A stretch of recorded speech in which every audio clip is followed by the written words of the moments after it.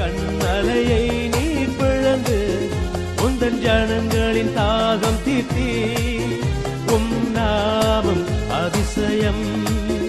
இன்றும் அற்புதம் செய்திடுவே உம் நாமம் அதிசயம் இன்றும் அற்புதம் செய்திடுவே உமக்கொப்பானவர் யார் உமக்கொப்பானவர் யார் வானத்திலும் பூமியிலும் உமக்கொப்பானவர் யார் வானத்திலும் பூமியிலும் உமக்கொப்பானவர் யார் கர்த்தாவே தேவர்களில் உமக்கொப்பானவர்